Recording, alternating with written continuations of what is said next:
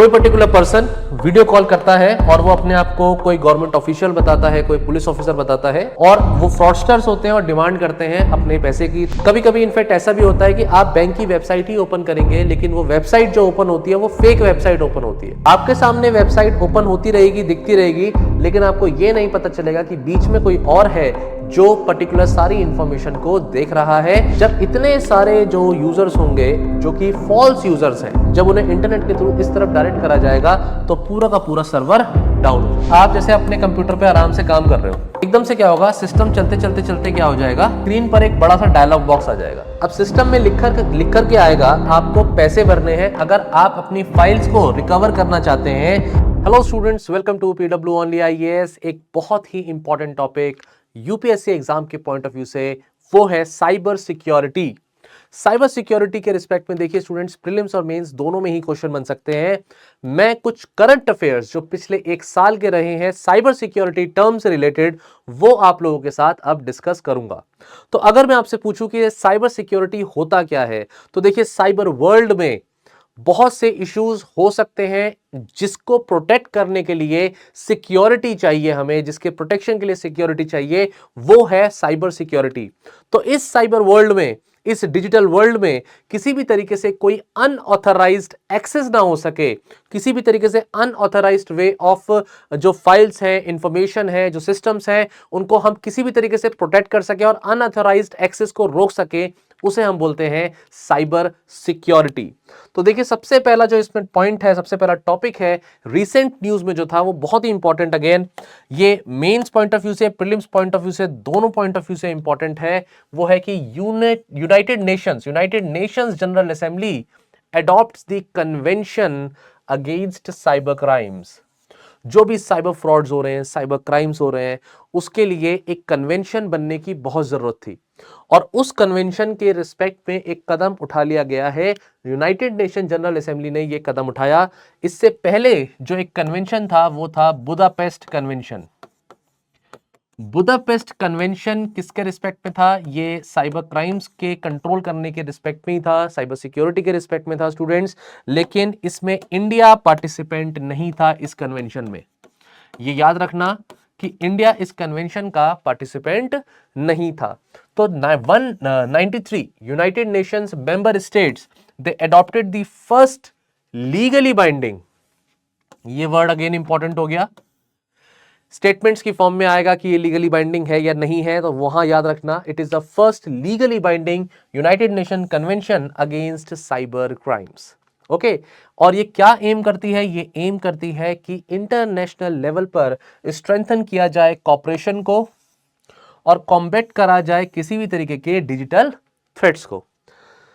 बहुत सारी बातें हैं इसमें, बहुत सारे प्रोविजंस हैं इसके, जैसे कि पहला प्रोविजन इसमें डोमेस्टिक लेजिस्लेशन का है कि भाई ये मैंडेट करता है कि भाई क्रिमिनलाइज किया जाए किसी भी तरीके के unauthorised breaches of the information and communication system को।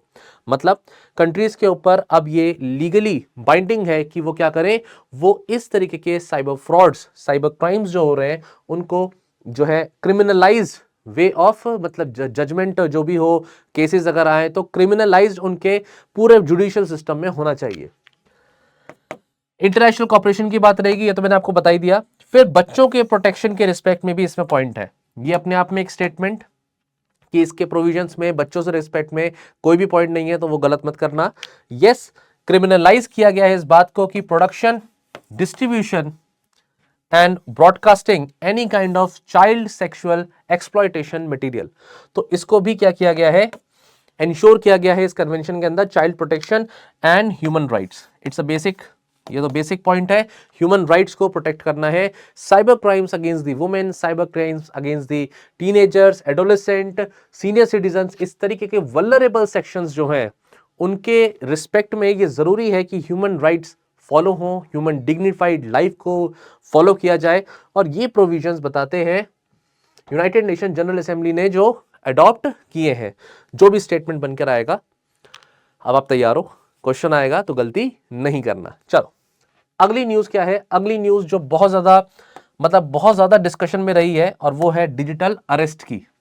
ये डिजिटल अरेस्ट क्या है ये आप सभी को पता है।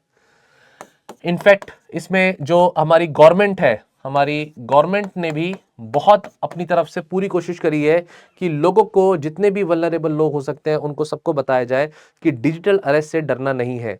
तो फिर भी एक बार शॉर्ट में अगर इसको समझाने के पॉइंट ऑफ व्यू से बताऊं, तो किसी भी तरीके से वीडियो कॉलिंग के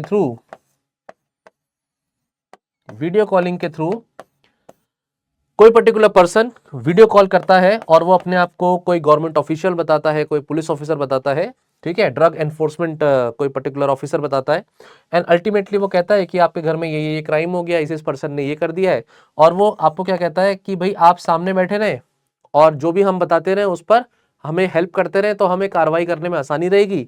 तो ये फेक लोग जो होते हैं, ये सामने वाले पर्सन को डराते हैं, ठीक है, इंश्योर करते हैं कि उन्हें डराया जाए और उनसे किसी भी तरीके से मनी की डिमांड वो करते हैं कि केस में कॉम्प्रोमाइज हो सके। और वहीं पर आदमी अगर फियर में है तो वो क्या होता है, फंस जाता है। तो ये सामने रहने को बोलते हैं कि भाई वीडियो कॉलिंग पे बिल्कुल सामने रहो, और वो फ्रॉडस्टर्स होते हैं और डिमांड करते हैं अपने पैसे की। तो हो सकता है वो आपसे आपकी बैंक डिटेल्स पूछें, हो सकता है वो आपको बोलें कि इतने पैसे ट्रांसफर कर दो। तो ये वाला जो एस्पेक्ट है, और मनी जो है अल्टीमेटली जो विक्टिम होता है वो पैसे भर देता है और फिर उसके बाद उसको पता लगता है कि ऐसा कोई केस ही नहीं था। ये डिजिटल अरेस्ट को लेकर के यूपीएससी किसी भी फॉर्म में क्वेश्चन बना सकती है, आप इसके लिए तैयार रहें। और अगर इस वर्ड पर क्वेश्चन नहीं भी आया तो भी साइबर फ्रॉड वो ब्रॉड टर्म हो गई जिस पर क्वेश्चन बन सकता है। So be prepared in this aspect, right students. अगला इसमें जो न्यूज है, नेक्स्ट जो हमारी न्यूज है वो है कर्नाटका की। Karnataka Kaveri 2.0 portal that deals with property registration, it faced a severe, अभी एक साइबर यहां पर फ्रॉड होता है, साइबर क्राइम होता है, और वो डिसरप्शंस जो होते हैं because of a type of attack, cyber attack, जिसे बोला जाता है distributed denial of service, DDoS attack. DDoS attack, ठीक है। तो ये डीडीओएस अटैक होता क्या है, ये एक तरीके का साइबर अटैक है। अब मैं पहले इसकी फोटोग्राफ आपको दिखाता हूं, उस फोटोग्राफ से मैं आपको समझाने की कोशिश करता हूं कि ये डीडीओएस अटैक क्या होता है, डिस्ट्रीब्यूटेड डिनायल ऑफ सर्विस। अब सुनिए, ये इंटरनेट सर्वर को यूज करेगा, इंटरनेट सर्विसेज को यूज करेगा, और मान लीजिए ये पर्टिकुलर कोई सर्वर है, ये टारगेट कंप्यूटर सर्वर जहां पर टारगेट किया जा रहा है। होता क्या है कि लेट अस सपोज कि ये लोग इस पर्टिकुलर वेबसाइट को ओपन करना चाहते हैं, या जो इंफॉर्मेशन है उसे ओपन करना चाहते हैं, तो वो इंटरनेट का यूज कर रहे हैं, ये रियल यूजर्स हैं। तो रियल यूजर्स अगर बहुत ज्यादा नंबर में इस तरीके के सर्वर पर जाकर के उस इंफॉर्मेशन को ओपन करना चाहते हैं तो सर्वर डाउन हो जाता है। तो आपने सुना होगा कि जैसे कभी कभी क्या होता है, बोर्ड के रिजल्ट्स आते हैं, है ना, बोर्ड के रिजल्ट्स आते हैं। अब जब बोर्ड के एकदम से रिजल्ट आएगा और पता चलेगा कि इंटरनेट पे रिजल्ट आ गया है, तो भाई पूरे इंडिया से जो भी उस बोर्ड में, पर्टिकुलर सीबीएसई बोर्ड ले लेते हैं, तो सीबीएसई बोर्ड में जो बच्चे पढ़ रहे होंगे वो एकदम से पूरी तरह से कोशिश करेंगे कि सीबीएसई की वेबसाइट को ओपन करें,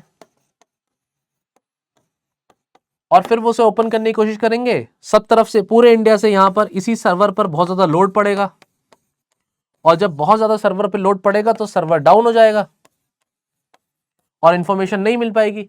तो उसी हाफ एन आवर के डिफरेंस में, 15 मिनट के डिफरेंस में, जब पूरे दुनिया से, दुनिया क्या इंडिया से अगर लोग इस तरीके से सर्वर पर वेबसाइट को ओपन करने की कोशिश करेंगे तो वेबसाइट डाउन हो जाती है। ये नेचुरली होता है, ये नेचुरली है।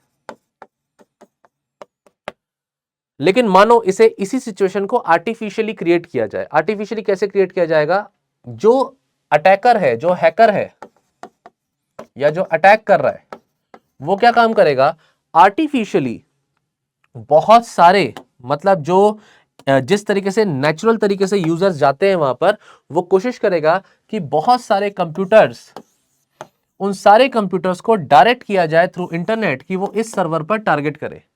जब इतने सारे जो यूजर्स होंगे जो कि फॉल्स यूजर्स हैं, आर्टिफिशियल यूजर्स हैं, जब उन्हें इंटरनेट के थ्रू इस तरफ डायरेक्ट करा जाएगा तो पूरा का पूरा सर्वर डाउन हो जाएगा, राइट। और इस तरीके से अटैक एक तरीके का हैकिंग अटैक है ये, या साइबर अटैक है ये, जिसमें किसी भी पर्टिकुलर सर्वर को टारगेट किया जा सकता है।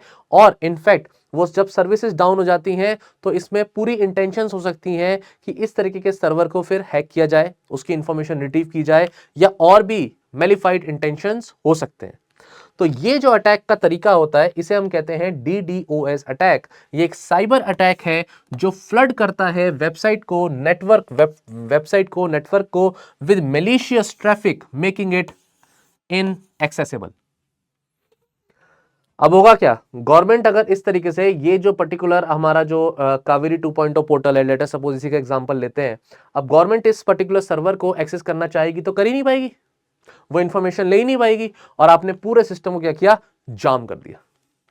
ठीक है, तो DDoS न्यूज में ये वर्ड है, ये टाइप ऑफ अटैक है। ये कोई बहुत नया टाइप ऑफ अटैक नहीं है, बहुत पुराना टाइप ऑफ अटैक है। इनफैक्ट इससे एक न्यूज निकल के आती है कि there are different ways of cyber attack.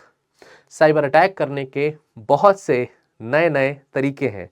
इसमें एक तरीका और बताते हैं आपको, वो है फिशिंग। ये मोस्ट कॉमन है,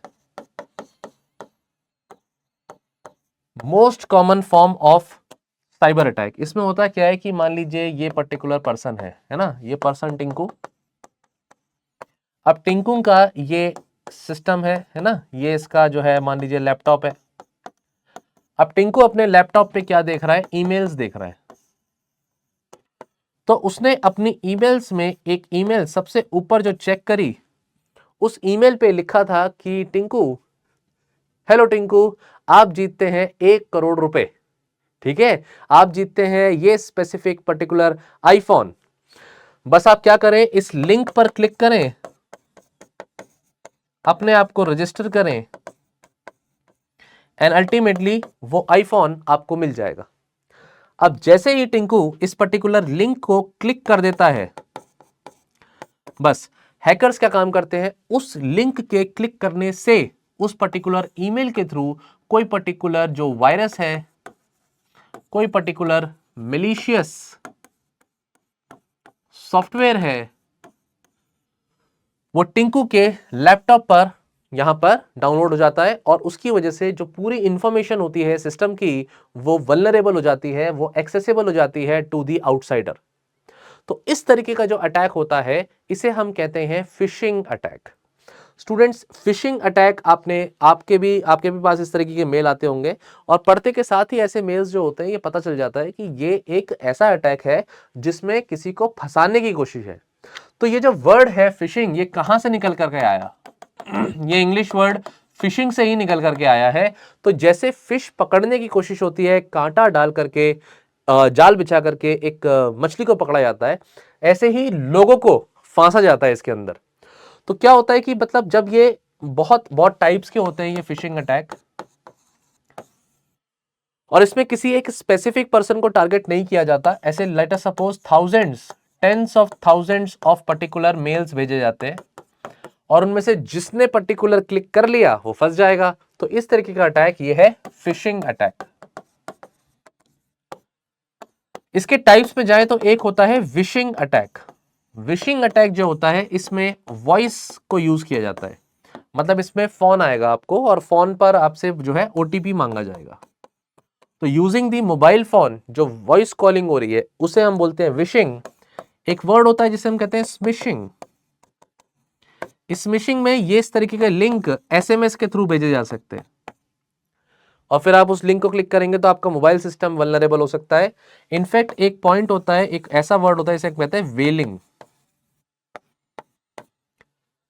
वेलिंग भी एक तरीके का टाइप ऑफ फिशिंग अटैक ही है, लेकिन वेलिंग में होता क्या है कि एक वेल क्या है, बड़ी मछली।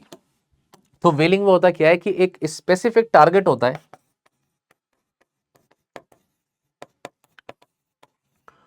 और वो पर्सन जो होगा वो हाई प्रोफाइल पर्सन होगा, मतलब कोई जज हो सकता है, कोई लॉयर हो सकता है, कोई एडमिनिस्ट्रेटिव ऑफिसर हो सकता है। तो उसके स्पेसिफिक मेल पर ईमेल भेजा जाता है, स्पेसिफिकली उसे टारगेट कर करके। तो बड़ी मछली पकड़ी, कोई सेलिब्रिटी पकड़ा, कोई बिजनेसमैन पकड़ा, तो उसे हम कहते हैं वेलिंग, राइट। तो ऐसे की टर्म्स पर आप ध्यान रखिएगा, कुछ भी क्वेश्चन स्टेटमेंट फॉर्म में आएगा तो आप इसके लिए तैयार हैं। एक और तरीके का साइबर अटैक होता है जिसे हम कहते हैं रैंसमवेयर। रैंसम क्या है भाई? फिरौती मांगना, है ना। रैंसम क्या है कि भाई जैसे फिल्मों में दिखाते थे ना कि हमने इसको पकड़ लिया है ना, तो इतने पैसे लेकर के आओ और बच्चे को छुड़ा के ले जाओ। तो उस तरीके के किडनैपिंग, एक्सटॉर्शन जो होता है, वहीं से पैसे मांगने की जो फिरौती की जो रकम होती है, उसी को हम कहते हैं रैंसम। तो सर यहां पर ये पैसे की बात कैसे आई और रैंसमवेयर इसे क्यों बोला जा रहा है? देखो इसमें क्या होता है कि आप जैसे अपने कंप्यूटर पे आराम से काम कर रहे हो, ठीक है, अपने कंप्यूटर पे बैठे आराम से काम कर रहे हो, लेकिन एकदम से क्या होगा, सिस्टम चलते चलते चलते क्या हो जाएगा, यहां पर उसकी स्क्रीन पर एक बड़ा सा डायलॉग बॉक्स आ जाएगा। जैसे कि आपकी स्क्रीन पे काम करते करते करते एक बड़ा सा डायलॉग बॉक्स खुल जाएगा। इस डायलॉग बॉक्स पे क्या लिखा होगा, that your files has been encrypted. अब इसमें एनक्रिप्टेड का मतलब क्या हो गया? एनक्रिप्टेड का मतलब कि आपकी फाइल्स ब्लॉक कर दी गई हैं। अब सिस्टम में लिख कर के आएगा कि यहां पर आपके पास क्या है, आपको पैसे भरने हैं। अगर आप अपनी फाइल्स को रिकवर करना चाहते हैं तो आपको क्या करना पड़ेगा, अपने 3 दिन के अंदर आपको पैसे भरने होंगे, ठीक है। अगर आपने 3 दिन के अंदर पैसे नहीं भरे तो आपकी फाइल्स को डिलीट करना शुरू कर देंगे, और अगर 7 दिन के अंदर आपने पूरी अमाउंट नहीं भरी तो आप अपने डाटा को कभी भी रिकवर नहीं कर पाएंगे। तो इसमें वो आपसे बोलेगा कि ये बिटकॉइन की फॉर्म में आप पैसे भर सकते हो, या आप किसी तरीके से और क्रिप्टो करेंसी की फॉर्म में पैसे भर सकते हो। तो क्रिप्टो करेंसी की फॉर्म में यहां रैंसम मांगी जा रही है, और ये टाइम चल रहा है आपके सामने, स्क्रीन के सामने। और इस तरीके का जो रैंसम वेयर अटैक होता है वो फिरौती मांगता है, पैसे मांगता है। तो इसमें होता क्या है कि इसमें आपके जो सिस्टम है उसमें या तो किसी पर्टिकुलर फाइल को आपने क्लिक किया इंटरनेट पर, आपने किसी मेलिशियस फाइल को आपने क्या कर दिया है, क्लिक कर दिया, जिसकी वजह से कोई पर्टिकुलर वायरस या कोई पर्टिकुलर सॉफ्टवेयर आपके सिस्टम में डाउनलोड हो गया है, और उसकी वजह से ये पर्टिकुलर पूरा का पूरा सिस्टम आपका हैक हो गया है। ऐसा करने पर ये आपको लगेगा कि चलो आपका डाटा तो कुछ भी नहीं है, कुछ ऊपर नीचे हो भी गया तो कोई बात नहीं। लेकिन सोचो अगर इस तरीके का रैंसमवेयर अटैक गवर्नमेंट डिपार्टमेंट्स में हो जाता है, अगर गवर्नमेंट इंस्टीट्यूशन में हो जाता है, तो government can not allow this कि भाई डाटा सारा का सारा उड़ जाए। और इनफैक्ट इस तरीके का जो रैंसमवेयर अटैक था, जो मोस्ट पॉपुलर अटैक था, उसका नाम था WannaCry। 2017 का यह अटैक था, और कहा जाता है कि वेस्टर्न वर्ल्ड में यूरोपियन कंट्रीज को मोस्टली इसका सबसे ज्यादा नुकसान हुआ था। राइट, बिलियंस में जो पर्टिकुलर जो पैसा था उसका नुकसान हुआ था। बहुत सारे डिपार्टमेंट्स कॉम्प्रोमाइज हो गए थे, उनका डाटा कॉम्प्रोमाइज हो गया था। तो इस तरीके का जो अटैक होता है उसे हम कहते हैं रैंसमवेयर अटैक। यहां डायरेक्टली पैसे मांगे जाते हैं। एक और मैं बताता हूं आपको, man in the middle attack. ये भी बड़ा एक इंटरेस्टिंग वे है पर्टिकुलर हैकर्स के लिए आपकी इंफॉर्मेशन को ले लेने का। इसमें इंफॉर्मेशन कैसे ली जाती है, देखिए जैसे कि ये पर्टिकुलर पर्सन है। अब ये पर्टिकुलर पर्सन अपने किसी बैंक के वेबसाइट को ओपन करना चाहता है, बैंक की वेबसाइट को ओपन करना चाहता है, राइट।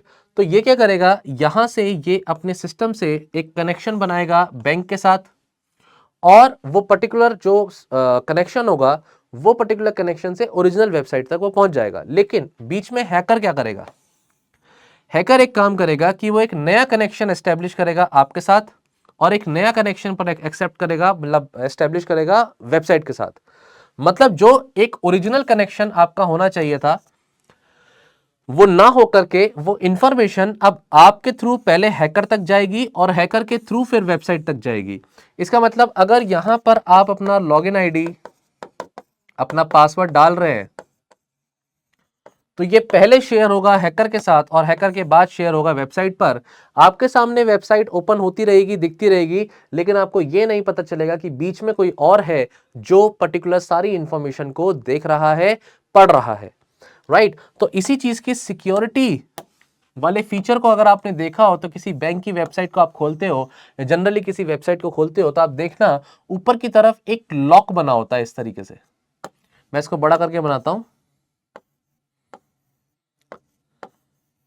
इस तरीके से एक लॉक बना हुआ आपने देखा होगा, और जनरली ऊपर लिखा आता है सिक्योर। ये जो पर्टिकुलर फीचर होता है ये हमें बताता है कि यहाँ जब किसी वेबसाइट पे इस तरीके से ताला बना हो ना ऊपर की तरफ और सिक्योर लिखा हो, तो ये बताता है कि जो कनेक्शन है वो बहुत सिक्योर है और बीच में कोई और पर्सन नहीं है जो इस इंफॉर्मेशन को, इस वेबसाइट की इंफॉर्मेशन को या कम्युनिकेशन को ट्रैक कर रहा है। तो ये चीजें ध्यान देने की होती हैं। कभी कभी इनफैक्ट ऐसा भी होता है कि आप बैंक की वेबसाइट ही ओपन करेंगे लेकिन वो वेबसाइट जो ओपन होती है वो फेक वेबसाइट ओपन होती है और वो फेक वेबसाइट पर आप अपना लॉगिन और आईडी और पासवर्ड सब डाल देते हैं लेकिन वो इंफॉर्मेशन किसी और को जारी होती है, राइट। तो की लॉगर्स करके वो एक एग्जांपल है। ऐसे बहुत तरीके के अटैक हैं। देखिए स्टूडेंट्स, ये बड़ा टेक्निकल है, ऐसा तो है नहीं कि ये जनरली बोला और समझ में आ गया। थिंग्स आर वेरी टेक्निकल, लेकिन एक आम भाषा में समझने के लिए ये जरूरी है, हमें पता होना चाहिए कि चीजें एग्जिस्ट करती हैं। और एग्जाम पॉइंट ऑफ व्यू से मैं बता दूं आपके लिए, टर्मिनोलॉजीज इंपॉर्टेंट है।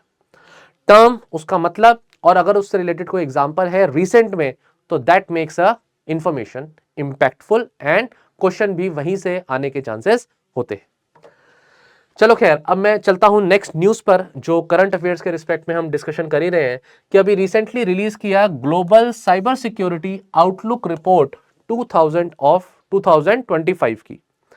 अब इसमें सबसे इंपॉर्टेंट क्वेश्चन यही है कि ये रिपोर्ट देता कौन है। मतलब यही अपने आप में एक क्वेश्चन है कि कौन सी ऑर्गेनाइजेशन है जो इस तरीके की रिपोर्ट देती है। उसका आंसर है world economic forum. World economic forum in collaboration with a company Accenture एक रिपोर्ट रिलीज कर दी है, global cyber security outlook report. इस बार की 2025 की जो रिपोर्ट है इसमें क्या खास बात है, इसमें एक्चुअली में ये रिपोर्ट ने हाईलाइट किया है that there is growing complexity of the cyber landscape. मतलब इंफोग्राफिक्स के लेवल पर बहुत वाइड रेंज ऑफ इंप्लीकेशंस है ऑर्गेनाइजेशंस के लिए, नेशंस के लिए, कि अलग अलग तरीके के साइबर फ्रॉड, साइबर क्राइम्स बढ़ते चले जा रहे हैं।